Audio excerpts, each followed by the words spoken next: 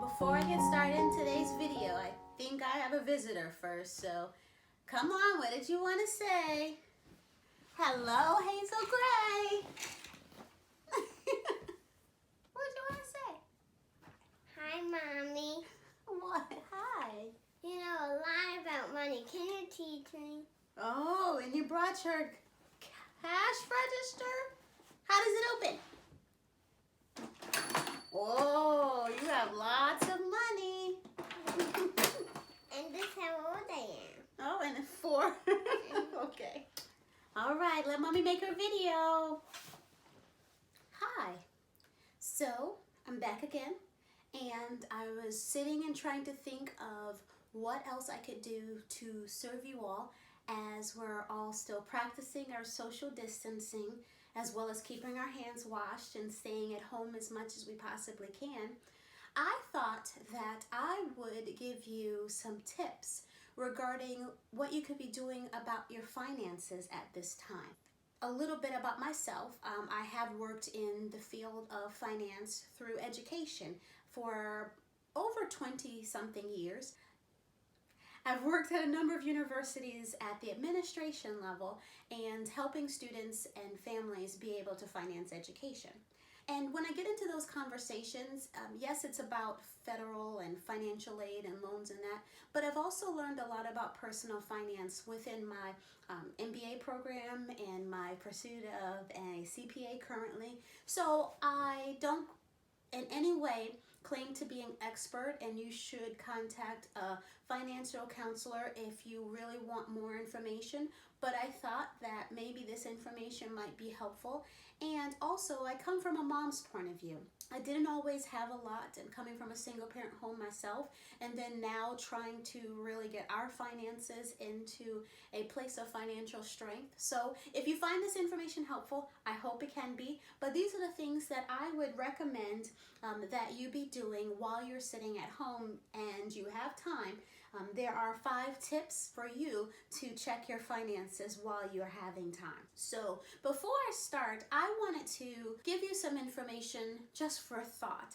And it is something that came from Warren Buffett. His picture will be one of these places. And he said that there's 3 tips that he would like to give people during times of either plague or huge interruptions in the market. And I thought that if Warren Buffett is following these things, that I'm going to pay attention to them, and I hope you will too. So he said that 1, see the market for what it is. It's an opportunity. So yes, the market has been plummeting. I have a retirement account and I'm watching it, but see it for what it's worth. If you are interested in getting into trading stocks, this might be the best time. When things are low, that's when there are opportunities. Don't necessarily just go into fear and panic. What the article was talking about is when others go into fear, what do you do as someone who is more financial savvy? So think of the market that is going down as an opportunity. 2, if you're going to start researching stock and looking to buy stock, look for quality stock. Look for quality stock that was performing well that is now dropped. But also, I've always been told that look into things that are in areas that you are interested in, that you know about. Don't go into something that you know nothing about, that some Joe Schmo told you about. No, look into some quality things that are in arenas that you are knowledgeable about. And number 3, he said, was think long term. Yes, the market's going down now. The market always goes up and down. It's always in flux. So don't think about the short term and, oh, pull it out. Oh, I need that money. Realize that these were supposed to be long-term investments. And so you buy and you hold. You don't just, run unless you're at a predicament where you need to. But I think I'm talking to mostly people who are around my age and who are still have some time. So don't panic. Don't pull things out. Think about it long term. So that was from Warren Buffett. So the things that I wanted to offer are probably not at the level of Warren Buffett. It's just normal households and people who are just everyday, next door neighbors, just some tips. So number 1, I would say, is to analyze. So analyze. Analyze is to really sit down and think about, where are you? What is your financial picture? What are you doing? I remember when I was in a lot of debt after coming out of college, and I hid from it. You know, they called on the phone, I didn't answer, I didn't like opening mail because I didn't have money to pay them. And so I was very much in denial. And I'm saying that now that you're sitting at home and all of this stuff is going on around you, it is critical to really stop and think and analyze your finances and think about what you're doing, what you want your future to hold. So find out where you are. Pull out all of those envelopes, all of those bills, start gathering the information. You know student loans and people who've contacted you. Start to pull all that information together. Number 2, make a list. A list, not in my head I can think of. No, get an Excel spreadsheet, get a piece of paper, get something, and start writing down everything that you owe. Write down, and I would say write down some important key things. Write who they are. Write how can you pay them. Even if you can't pay them, look and see how. Look at the interest rate. Write the interest rate down so you know. And the last thing I would recommend is know how much you're paying in interest per day. If you don't know the answers to these questions, pick up the phone, call them, and ask them. And so I always say, like with student loans, I have no commercial debt, but I do have student loans that I am working very aggressively to pay down. But I would say that with student loans, it's almost like a breathing tax. Just for staying alive, this is how much in interest they're charging you per day. I think it's important for you to know that because it actually gives you more passion or more inspiration to know that you want to obliterate them and you want to get rid of them. So think about that when you're writing it down. And any other thing I would say is the due date. What day of the month is it due if it's a monthly date? Or when do you have to start paying it if you have it in deferment?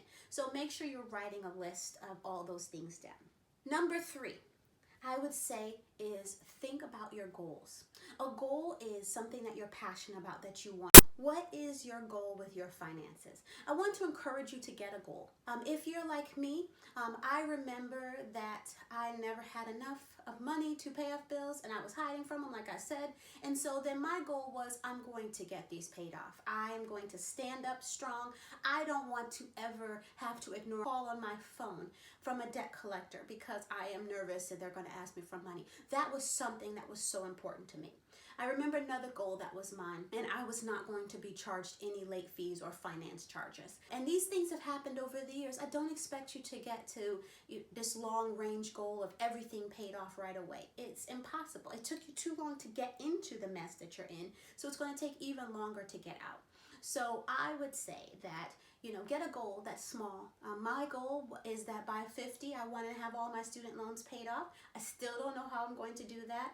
I have a plan, but even the plan doesn't really say that all the funds and where they're coming from. Some of it is faith. I do have faith that I'm going to pay them off. I've paid off in 3 years about $65,000 in student loans. So, hey, if I can, you can as well. So get a goal. And I want to caution you, even if your goal has nothing to do with borrowing or debt, maybe your goal is that you're making ends meet and you want to do something that's very important that I've read. I've read it from financial books that I've read. My mom told me this, but pay yourself first. Even if it's a small amount, I would recommend find a way to even save $50 a month and don't touch it. Leave it there. We all need a mojo fund. And what that is just in case something happens, you need to just have that confidence that I'm going to be okay. If you could just start with a simple goal of just being able to put aside $50 every time you get money, you will feel different. You will see a world of difference, and it'll be tremendously beneficial to yourself and future generations. Number 4. This is my favorite, but it's the thing that everybody hates, is I would say set a budget. Yes, the B word, the budget. So I would recommend that while you have time, you're sitting in the house, that you formulate a budget. There's so many budget templates out there. I can put one in the description below. Just start with a simple budget. You should know what's coming in and you should know what's going out.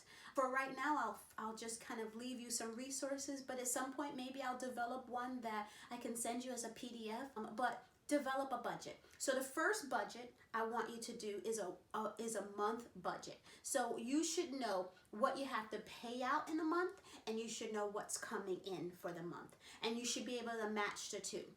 And the first thing you want to know is your outflow more than your inflow? And that's what most people's problem is that they're spending out more than they have coming in.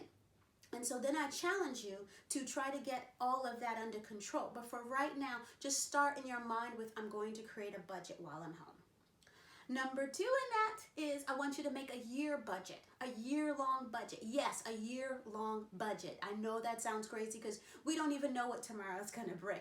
But you need to have a plan so that when things deviate from the plan, you just go in and change the plan again. So I want you to do a 1-year budget. When you do a 1-year budget, it's a different mindset. You know, you have to think about what are the things that I will buy within a year. Think about birthdays, birthday parties. Think about Christmas. Think about Thanksgiving dinner and how much extra groceries you're going to need that month. Really, this is a time you're sitting there, and some people don't have things to do, and you don't have to binge watch TV. You don't have to go crazy and yell at each other. I mean, we're doing fine. I love my family. I love this time. It's really bringing us all closer together. And then we kind of go some separate ways sometimes too, but still, you have time. Let's do a 1-year budget, and if you have questions on how to do that, contact me. I'd love to help. And I have one more challenge. I want you to also create a 5-year budget. Yes, 5 years. This one might be more general, but you're really just taking the 1-year budget and doing it for a few years. Maybe you know that you're going to turn 50 and you want to have a large party. Well, you start saving for that a little bit at a time leading up to that.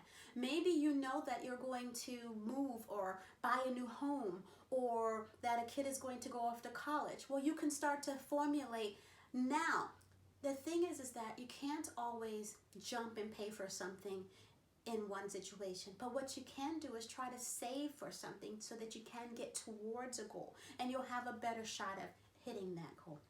The number 5 thing I want to offer is find a way to monitor your progress. So you're looking at this book that I have here. I love having a journal.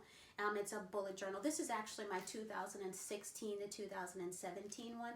Yeah, it's very organized. I have a table of contents and everything. I know I'm really organized. Over probably people like you're crazy, but I love it. I love being organized. But what I did before, when we're sitting at home, is I went back and I wanted to reflect on things. I wanted to reflect on where my finances were. I wanted to reflect on maybe you're like me and you're just feeling like, this is really making me think about life.